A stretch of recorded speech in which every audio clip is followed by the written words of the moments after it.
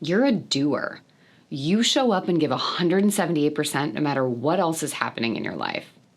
Sure, it's not always easy, but it's what you do, and you've come to expect that of yourself. So why can't other people show up and put the work in too? Am I right? Maybe, but maybe not.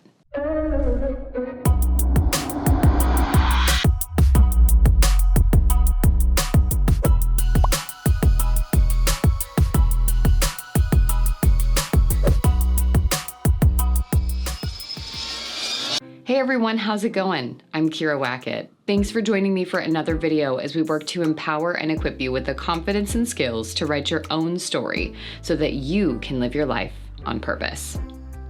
Today I want to talk about that resentment I and many of you have against the people around you.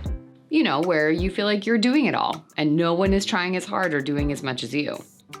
My favorite tell for when I get into that headspace is they. I don't know who they is, but they have no idea how much I do.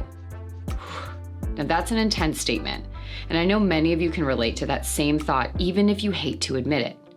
But the reality is, the only choice we have here is to learn to let go of that thought rather than be driven by it. See, the choices we make and how much we give of ourselves, time, money, energy, it's our choice. And the investment others make is theirs. Sure, you can say that subjectively you may do more or try harder than someone else, but the key here is that this is a subjective and reductive interpretation. Are you actually doing more than them? And if so, why? Have you considered the context of their full lives against your own? Do you share the same values and priorities?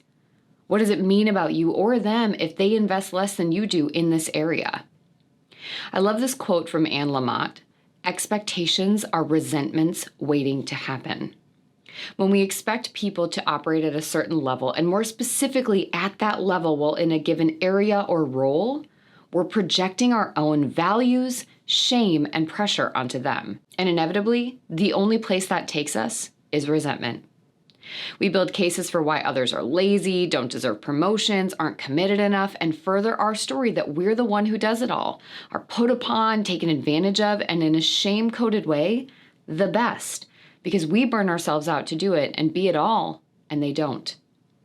Now, I want you to sit with this for a minute. What comes up for you? Do you get that same unsettling feeling in your belly as I do?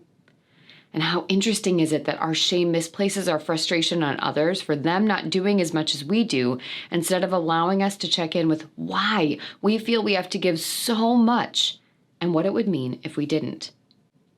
Now, going back to this idea, 100% is a subjective interpretation that varies not just between people, but within ourselves in any given day, role, or time.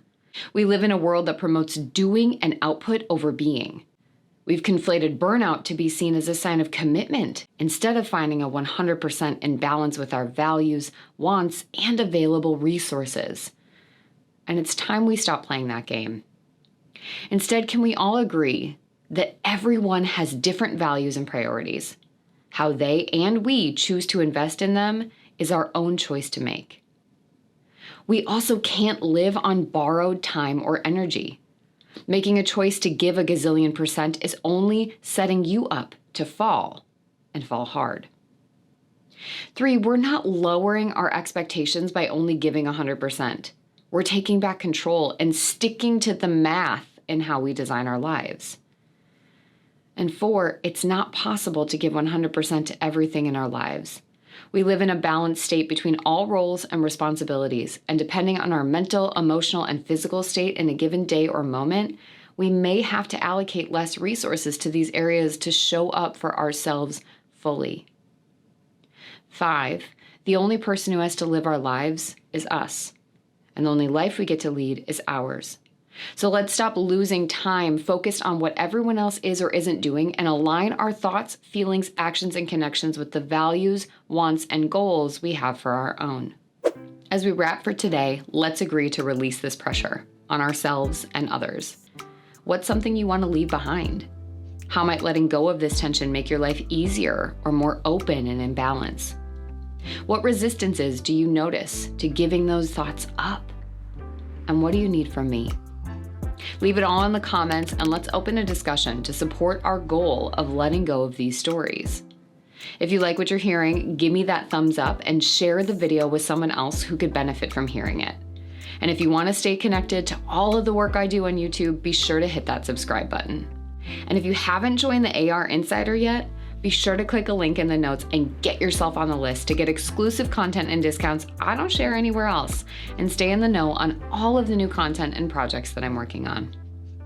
Thank you so much for being here with me today. Remember, you have the power and right to author your own story. So let's go get that pen back. I'll see you next time.